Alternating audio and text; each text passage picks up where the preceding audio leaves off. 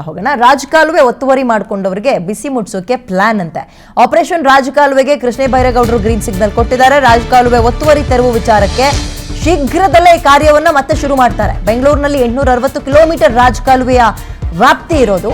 ಬೆಂಗಳೂರು ನಗರಾಭಿವೃದ್ಧಿ ಸಚಿವ ಕೃಷ್ಣ ಬೈರೇಗೌಡರು ಇದ್ರ ಬಗ್ಗೆ ಒತ್ತುವರಿಯನ್ನ ಮಾಡ್ತೀವಿ ಅಂತ ಆವಾಗೆಲ್ಲ JCB ತಗೊಬಂದ್ರಪ್ಪ. JCBನ ಮತ್ತೆ ಬುಲ್ಡೋಸರ್ನೆಲ್ಲ ಯಾರೆಲ್ಲ ರಾಜಕಾಲುವೆ ಒತ್ತುವರಿ ಮಾಡಿದ್ದಾರೆ ಎಲ್ಲದನ್ನು ಒತ್ತುವರಿ ತೆರವು ಮಾಡ್ತೀವಿ ಅಂತ. JCB ಡೀಸೆಲ್ ಅಲ್ಲೇ ಖಾಲಿ ಆಗ್ಬಿಡ್ತದೆ ಏನೋ ಗೊತ್ತಿಲ್ಲ, ಸ್ಟಾಪ್ ಮಾಡಿದ್ರು. ಈಗ ಬೆಂಗಳೂರು ನಗರಾಭಿವೃದ್ಧಿ ಸಚಿವರು ಕೃಷ್ಣ ಬೈರೇಗೌಡರು ಫುಟ್ಪಾತ್ ಕ್ಲೀನ್ ಮಾಡ್ತೀವಿ ಅಂತ ಕೈ ಹಾಕಿದ್ರು.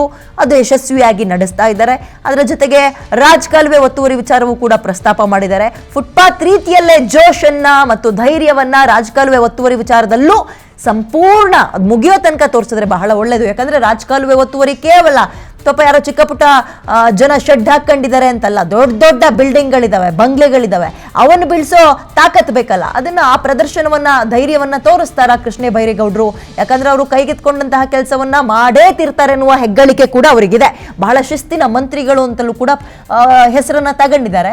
ವೆಲ್ಸಿ ರಾಜಕಾಲುವೆ ಒತ್ತುವರಿ ಅನ್ನೋ ವಿಚಾರದಲ್ಲಿ ಹೇಗೆ ದಿಟ್ಟ ಹೆಜ್ಜೆಯನ್ನು ಇಡ್ತಾರೆ ಅಂತ ಕೃಷ್ಣ ಬೈರೇಗೌಡರು. ರಾಜಕಾಲುವೆ ಒತ್ತುವರಿ ಆಗ್ಬಿಟ್ರೆ ಬೆಂಗಳೂರಿನ 100ರಲ್ಲಿ 25% ಸಮಸ್ಯೆ ತಲೆದೂರಿದಂಗೆ.